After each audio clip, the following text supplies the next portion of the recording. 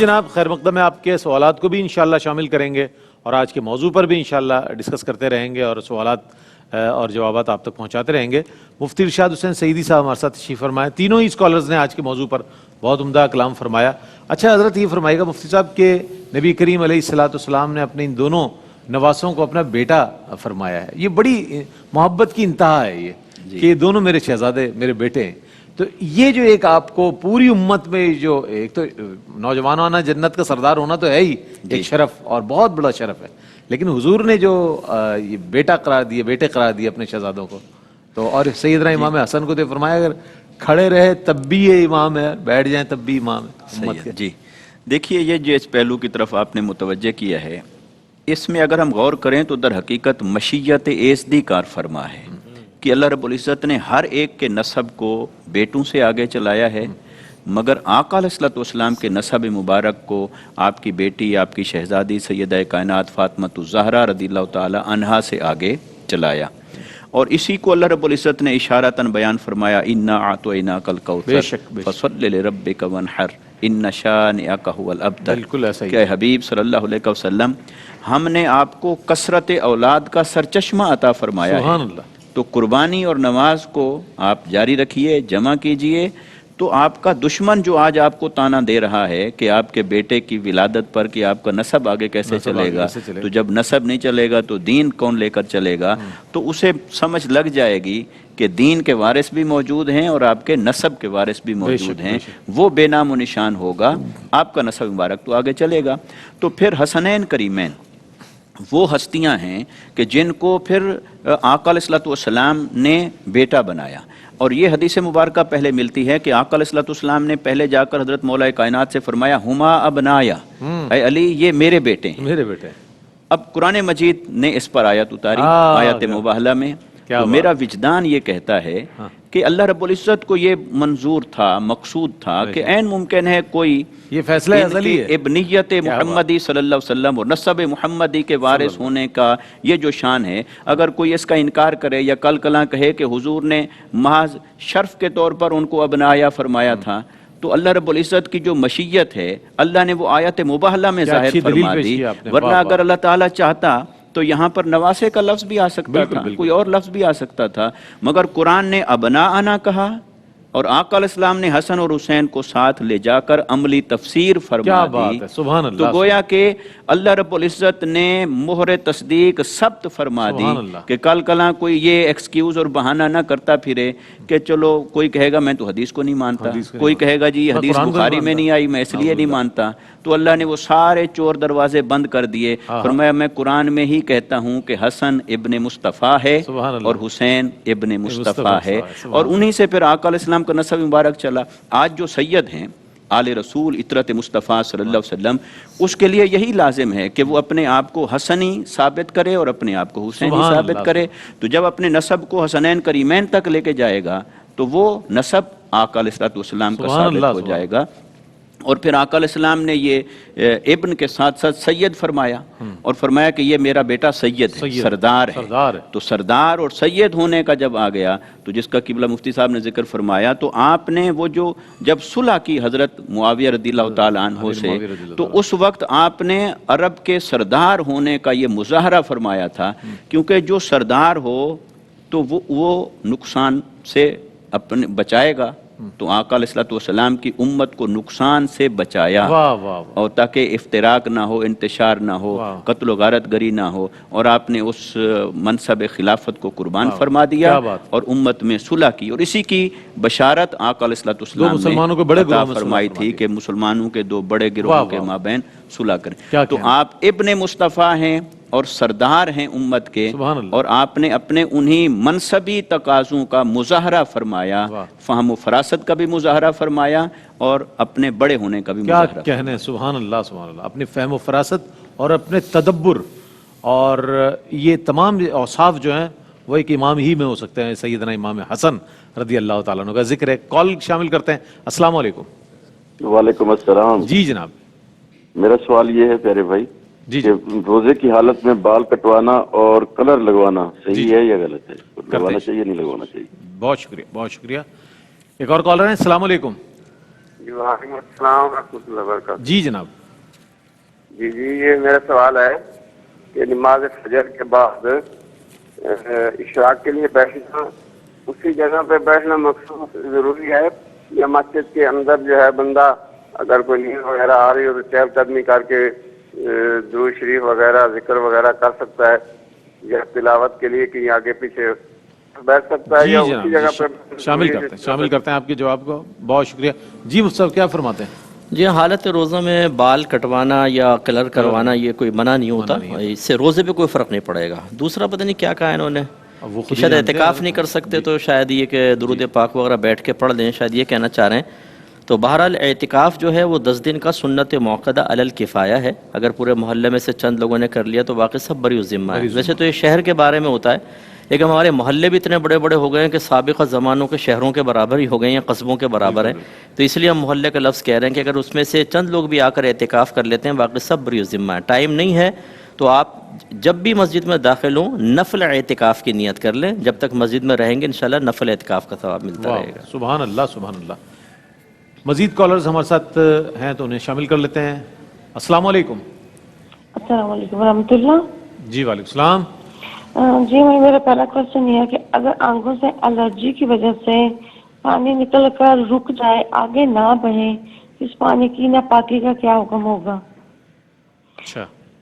دوسرا کوشچن یہ ہے کہ اگر فجر کی نماز کے بعد کوئی شخص قضا نماز پڑھ رہا ہو اور اس پر سجدہ سہو واجب ہو جائے لیکن سورج طلوع ہو جائے تو کیا حکم شرع ہوگا؟ بہت شکریہ آپ کا، بہت شکریہ. مفتی صاحب نے لاکھوں کروڑوں سوالات سنے ہوئے ہیں اور یقیناً یہ ہر آواز کو محسوس کر لیتے ہیں سوال کیا اس میں موجود ہے. اور مفتی صاحب کی سماعت لاکھوں سلام. کیا فرمائیے مفتی صاحب؟ بہت شکریہ، دعا کا آمین.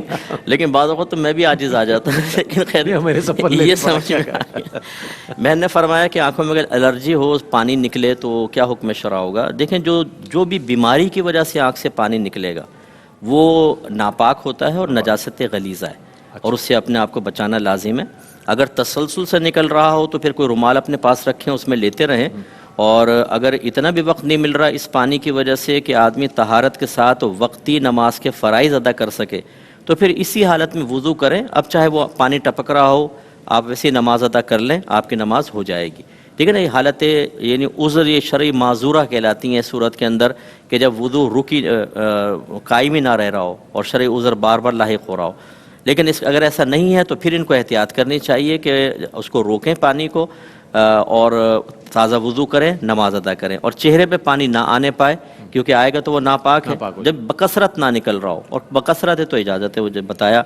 اور اگر کوئی فجر کے کہتے ہیں کہ فجر کی نماز کے بعد قضا نماز ادا کر رہا تھا کہ سجدہ سہو لازم ہو گیا کہ سورج طلوع کر لیا تو کیا حکم شرع ہوگا.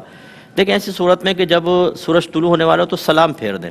اچھا ٹھیک ہے، وہ نماز کر لیں. اس ایسی صورت میں سجدہ سہو ساقط ہو جاتا ہے. جیسے کثرت ازدحام کے اوپر بھی علماء کرام نے اس طرح کی رعایات دی ہیں کیونکہ اب وہ مکروہ وقت شروع ہو جائے گا. اس سے بہتر ہے سلام پھیر دیں. بعد میں موقع ملے تو واجب العیادہ کر لیں، لوٹا لیں یعنی اس کو، ورنہ پھر ویسے بھی ہو جاتی ہے نماز. جیسے جمعہ ہے کثرت سے لوگ ہیں تو اس میں امام کو کہا ہے کہ وہ سجدہ سہو نہ کرے کیونکہ کرے گا تو لوگ مشکل میں پڑ جائیں گے. اس کی جگہ سلام پھیر دیا، کوئی کہے گا پھر کیوں سجدہ کر رہے ہیں، اوپر والے برا پیچھے والوں کو احساس نہیں پتہ نہیں چل سکے گا تو باعث فتنہ ہوگا. ایسے موقع پر ساقط ہو جاتا ہے. ٹھیک ہے. ہم سوالات کو شامل کرتے ہیں لیکن وقفہ ہے، وقفے کے فوراً بعد آپ کے سوالات کو بھی شامل کریں گے اور جوابات پہنچائیں گے آپ تک. ایک وقفہ ہے، وقفے کے بعد ملتے ہیں. جی جناب، خیر مقدم ہے آپ کا حضرت سیدنا امام حسن رضی اللہ تعالیٰ عنہ کی خدمت میں خراج عقیدت و محبت ARY QTV کی جانب سے رحمت سحر کی سحری ٹرانسمیشن میں آج آپ کے موضوع پر بات ہو رہی ہے. علامہ مفتی احمد منیر نورانی صاحب تشریف فرما ہے. حضرت کیا پیغام دیجیے گا آج کے دن کے حوالے سے، آج کی تاریخ کے حوالے سے، اور جس عظیم ہستی کا ہم ذکر کر رہے ہیں ان کے حوالے سے کیا پیغام دیجیے گا؟ جی بسم اللہ الرحمن الرحیم. آج کا جو موضوع تھا وہ خاص طور پہ ہمارے جو نوجوان ہیں ان کے لیے یہ پیغام ہے کیونکہ الحمدللہ ہر مسلمان ان شہزادگان سے محبت کرتا ہے، حضرت امام حسن سے بھی، حضرت امام حسین سے بھی. تو محبت کا مطلب یہ ہے کہ ان کی جو تعلیمات ہیں اس پہ بھی عمل کیا جائے. خالی نام کی محبت نہیں ہونی چاہیے، دعویٰ نہیں ہونا چاہیے، بلکہ محبت جو ہے وہ دل سے ہونی چاہیے. دلیل بھی اور دل سے محبت تبھی ہوتی ہے جب آپ محبوب کی اداؤں کو اپناتے ہیں، محبوب کی تعلیمات پہ عمل کرتے ہیں. जिस तरह अल्लाह पाक ने कुरान पाक में फरमाया कुल इन कुंतुम तुहिब्बून अल्लाह फत्तबिऊनी युहब्बुकुम अल्लाह, महबूब आप इनको फरमा दे अगर ये अल्लाह से मोहब्बत करते हैं तो फिर आपकी इत्तिबा करें। तो जब इत्तिबा करेंगे तो फायदा क्या होगा, युहब्बुकुम अल्लाह, अल्लाह तुमसे मोहब्बत करेगा। यानी पहले तुम मुहिब थे, अल्लाह महबूब था, अब तुम महबूब हो जाओगे, अल्लाह मुहिब हो जाएगा। तो मोहब्बत में जो है ना इत्तिबा जरूरी है। तो याद रखें हजरत सैयदना इमाम हसन रज़ी अल्लाह ताला अन्हु की ज़िंदगी, जिस तरह हजरत उलमा कराम फरमा रहे थे, आपकी ज़िंदगी हमेशा दीन की सरबुलंदी के लिए गुजरी है, हमेशा दीन की इत्तिबा में गुजरी है। आपने हर कदम दीन की इत्तिबा में उठाया है।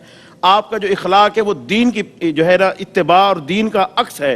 देखें एक दफ़ा का जिक्र है कि आपका एक कीमती प्याला था, बहुत कीमती था, तो आपका एक गुलाम उसमें कुछ मशरूब ला रहा था कि वो प्याला उसके हाथ से गिरा, टूट गया। कीमती प्याला था। हजरत इमाम हसन रज़ी अल्लाह ताला अन्हु के चेहरे पर गुस्से के आसार नमूदार हुए। तो उस गुलाम ने चौथे पारे की एक आयत पढ़ी जिसमें मुत्तकीन के औसाफ बयान किए गए हैं कि वल काज़िमीन अल गैज़ वल आफ़ीन अनिन नास, कि मुत्तकीन की खूबी ये है कि वो गुस्सा पी जाते हैं, लोगों को माफ़ कर देते हैं। तो उसने जब ये आयत पढ़ी हजरत इमाम हसन रज़ी अल्लाह ताला अन्हु फौरन गुस्सा ख़त्म हो गया, मुस्कुराए और उसी वक्त फरमाया मैंने तुझे आज़ाद कर दिया। तो ये है कुरान पाक की तालीमात पे अमल। तो हमें जो है, हमारे जो नौजवान हैं, हमारे जो सुनने वाले हैं, मैं उनको ये पैगाम दूंगा कि इन हजरात की तालीमात का जो खुलासा है उसको समझे और उस पर अमल करें ताकि हमारी आने वाली नस्लें भी दीन के साथ वाबस्ता हो। माशाअल्लाह। हमारे साथ कॉलर्स हैं। अस्सलाम वालेकुम। अस्सलाम वालेकुम जी जनाब। हेलो जी जी, आपकी आवाज आ रही है, सवाल कीजिए। जी जी, मैंने मुफ्ती साहब से सवाल करना है कि जिनको ज़कात नहीं लगती उनको हम ज़कात, जिसको ज़कात नहीं लगती उसको हम ज़कात किस तरह देंगे? अच्छा ठीक है भैया, शामिल करते हैं। एक और कॉलर है। अस्सलाम वालेकुम। अस्सलाम वालेकुम। अच्छा, जिनको ज़कात नहीं लगती उनको कैसे देंगे, ये सवाल। उनका कहने का मतलब है जैसे सैयद हजरात हैं, अब उनकी मदद भी करनी है और ज़कात उनको दे नहीं सकते, तो नफली सदक़े से बहुत एहतराम के साथ उनकी खिदमत करें।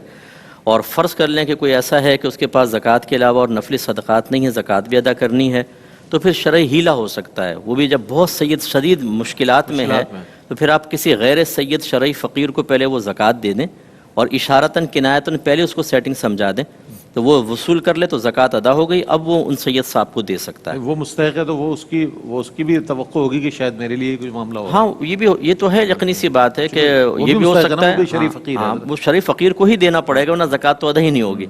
अब अगर वो कहे मैं नहीं देता हूँ तो ठीक है, उसकी मर्जी है, लेकिन अगर इशारतन किनायतन कर दें, थोड़ा बहुत उसको भी दे दें, बाकी सैयद हज़रात को यूँ कर सकते हैं, डायरेक्ट नहीं दे सकते। और हमारा मशवरा तो यही है कि ज़कात के ज़रिए करें ही नहीं ना, आप वैसी कोई नफली सदका उनकी खिदमत में पेश करें, बहुत बेहतर है। ठीक। कॉलर है। अस्सलाम वालेकुम। जी वालेकुम अस्सलाम। जी फरमाइए। जी कारी साहब, मेरी वालिदा जी हैं, वो इतिकाफ बैठना चाह रही हैं, तो वो पूछ रही हैं आप औरतों के इतिकाफ के बारे में रहनुमाई फरमा दें थोड़ी सी।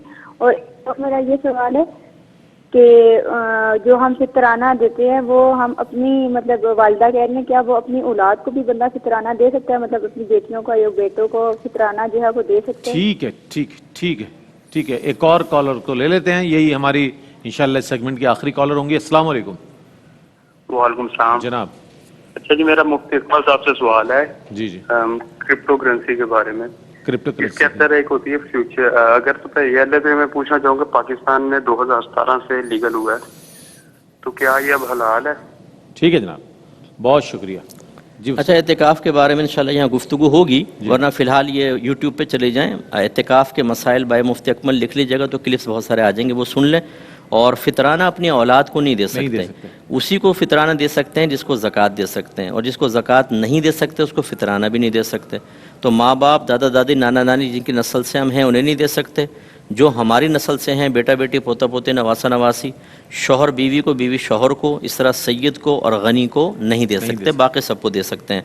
और क्रिप्टो करेंसी जब तक पाकिस्तान में ये लीगल ना हो जाए, इसका कारोबार करना ये नाजायज़ होगा, इलीगल काम नहीं कर सकते हैं। और एक पहले वो क्वेश्चन किया था कि अगर कोई फजर की नमाज़ पढ़कर और फिर वो क्या इशराक चाश पढ़ने का इरादा रखता हो तो वहीं बैठा रहे या इधर उधर जा सकता है, तो जा सकता है, कोई मसला नहीं है, फिर भी हो जाएगी। ठीक है। मुफ्ती इरशाद हुसैन सईदी साहब जी।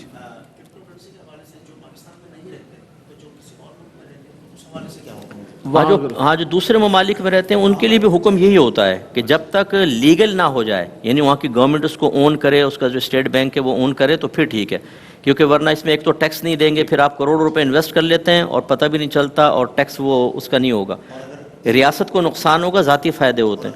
رہتا کراچی میں ہے اور یو ایس میں اگر وہ اس حوالے سے کرپٹو کرنسی لیتا ہے تو پھر اس کے حوالے سے کیا؟ منی لانڈرنگ کرنی پڑے گی اس کو، سب سے پہلا کام تو یہ کرنا پڑے گا، وہ بھی لیگل ہے۔ اچھا، زکوٰۃ ہیلا کی جا سکتی ہے، یہ بھی سوال آ گیا، ہم نے آن کال لے لیا۔ جی صحیح مقصد کے لیے بہت شدید کوئی ضرورت ہو تو زکوٰۃ کا ہیلا شرعاً جائز ہے۔ اب اس کو ہیلے کو مذاق ہی نہ بنا لیں، ہر چیز کے اندر نسوار کھانی ہے تو بھی ہیلا کر لیا زکوٰۃ کا، تو یہ نہیں چلے گا، کوئی بہت سخت ضرورت ہو اچھا تو پھر کر سکتے ہیں۔ کہ سخت ضرورت سے مراد یہاں مطلب کیا، مطلب بہت زیادہ اس کی جیسے حالت مثال کے طور پر اگر کہیں پہ علاقے میں مسجد کی شدید ضرورت ہے لیکن لوگ چندہ دینے کے لیے تیار نہیں ہیں، کچھ لوگوں کی زکوٰۃ بنتی ہے تو وہ شرعی ہیلے کے ساتھ مسجد میں لگا سکتے ہیں۔ ایسی دینی مدارس جو ہیں ان کو ضرورت ہوتی ہے بعض اوقات اس کی تعمیرات کے سلسلے میں، ورنہ طالب علموں کو تو ڈائریکٹ ہی دے سکتے ہیں، وہ شرعی فقیر ہوتے ہیں، لیکن تعمیرات کے سلسلے میں اگر کوئی اور چندہ نہیں مل رہا تو پھر زکوٰۃ کا ہیلا شرعاً جائز ہے، اس طرح یہ کر سکتے ہیں۔ ٹھیک ہے، مفتی ارشاد حسین سعیدی صاحب کیا پیغام دیجیے گا حضرت؟ آج بہت عمدہ ماشاءاللہ تینوں ہی حضرات نے ہمارے گفتگو فرمائی، اختتامی کلمات کیا فرمائیے گا؟ یقیناً ہمارے لیے جو حضرت امام حسن مجتبی رضی اللہ تعالیٰ عنہ کی زندگی سے پیغام آتا ہے وہ پیغام یہی ہے کہ ایک تو ہم اہل بیت اطہار کی محبت کو اپنائیں، دوسرا یہ کہ ان کا جو اسوہ مبارکہ ہے، ان کی زندگی کا جو نمونہ ہمارے سامنے ہے اس کو بھی ہم اپنی زندگی میں اپنائیں، تاکہ ہمارا محبت کا دعویٰ بلا دلیل نہ رہے، بلکہ ہمارا دعویٰ محبت ہمارے عمل سے مزین ہو جائے، ہماری تقوی اور سیرت سے مزین ہو جائے۔ اور پھر یہاں سے ہمیں یہ بھی پیغام ملتا ہے کہ جن کو اللہ رب العزت نے بڑوں کی اولاد بنایا ہے ان پر یہ لازم ہے کہ وہ اپنے کردار سے، اپنے عمل سے، اپنے تقوی سے ثابت کریں کہ واقعتاً وہ اس منصب کے اہل ہیں۔ اچھا وہ سب میں چاہتا ہوں یہ سوال اس کی تھوڑی سی وضاحت فرما دیجئے جی کہ زکوٰۃ کو ہیلا کس انداز میں کیا جا سکتا ہے اور کس کس نوعیت سے کیا جا سکتا ہے، میں چاہتا ہوں اس پر کچھ آپ کے مطلب دیکھیں اس میں یہ ہوتا ہے کہ زکوٰۃ جہاں نہیں لگ سکتی اور وہاں لگانا ضروری ہو، اچھا تو پھر وہاں پہ شرعی ہیلے کی ضرورت پیش آتی ہے۔ مثال کے طور پہ زکوٰۃ کی درست ادائیگی کے لیے شرط ہے کہ کسی شرعی فقیر کو اس کا مالک بنایا جائے۔ اب آپ عمارت میں لگا رہے ہیں تو وہاں پہ کوئی شرعی فقیر تو ہے نہیں، جو ملکیت والا تصور ہی نہیں ہے، اس میں پھر ایسا کرتے ہیں کہ اگر اور کوئی چندہ وغیرہ نہیں ہے تو پھر پہلے کسی شرعی فقیر کو اس کا مالک بنا دیتے ہیں، اس سے زکوٰۃ ادا ہو گئی، پھر وہ تحفتاً وہ دے دے یا ہدیتاً جیسے بھی وہ چاہے تو پھر وہ مسجد وغیرہ میں ڈائریکٹ لگا سکتا ہے۔ اور حضرت بریرہ رضی اللہ تعالیٰ عنہ والی حدیث اس کی اصل ہے کہ نبی کریم گھر میں داخل ہوئے تو آپ نے انہوں نے کچھ کھانا وغیرہ پیش کیا تو فرمایا ہانڈی پہ ہم نے کچھ ابلنے کی آواز سنی تھی، عرض کی وہ تو بریرہ کے لیے صدقہ تھا، اور آپ صدقہ تناول نہیں فرماتے، آپ نے فرمایا بریرہ کے لیے صدقہ ہے، ہمارے لیے ہدیہ ہے، اور پھر آپ نے اس کو باقاعدہ تناول فرمایا۔ اس کا مطلب ہے کہ جب مال کی ملکیت تبدیل ہوتی ہے تو اس کا شرعی حکم بھی بدل جاتا ہے۔ جی ہاں، جو اصل مالک نے شرعی فقیر کو دے دیا، زکوٰۃ ادا ہو گئی، اب وہ زکوٰۃ نہیں ہے، اب اس کا اپنا ذاتی مال ہے، وہ چاہے تو ڈائریکٹ کر سکتا ہے۔ جی ہاں، ڈائریکٹ مسجد میں لگا۔ اسی طرح کے مختلف مصارف میں سے ایک یہ ہو سکتا ہے، مثلا کئی ایسے علاقے ہیں جہاں پر پانی کا انتظام نہیں ہے اور وہاں نہ ریاست انتظام کرنے کے لیے تیار ہے نہ کوئی مخیر حضرات تیار ہیں، اب پانی ایک حاجت ہے، ضرورت ہے لوگوں کی، تو ایسے مقاصد کے لیے کہ جہاں ریاست بھی کردار ادا نہیں کر رہی اور ضرورت بھی شدت کی ہو اور وہاں پر زکوٰۃ کا مصرف لگانا ہو تو پھر ان کو کسی شریف فقیر کو مالک بنا کے اس کا ٹھیک ہے جناب، آپ کی آمد کا بہت شکریہ ادا کروں گا۔ تینوں حضرات ماشاءاللہ تشریف فرما رہے ہیں، اور مفتی ارشاد حسین سعیدی صاحب اور مفتی احمد منیر نورانی صاحب، آپ دونوں کی آمد کا بہت شکریہ ادا کروں گا، میں تشریف لائے۔ ناظرین محترم، آج امام حسن رضی اللہ تعالیٰ عنہ کی حوالے سے ہم نے بات کی اور ان کے فضائل و مناقب کو شامل کیا آج کی تاریخ کی نسبت سے۔ اگلا سیگمنٹ جو ہے وہ اظہار عقیدت کا ہے، اور آج ہم انشاءاللہ امام انقلاب نعت حضرت علامہ سید محمد ریاض الدین سہروردی شاہ صاحب رحمۃ اللہ تعالیٰ علیہ کے کلام کو شامل کریں گے، اور انہی کے دو شہزادگان الحاج سید محمد فصیح الدین سہروردی شاہ صاحب اور قاری سید اعجاز الدین سہروردی شاہ صاحب ہمارے ساتھ انشاءاللہ موجود ہوں گے، ان کے کلام کی بھی شامل کریں گے اور ان کی بائیوگرافی بھی انشاءاللہ شامل کریں گے، اور مجھے امید ہے آپ کا ہمارا ساتھ بھی رہے گا۔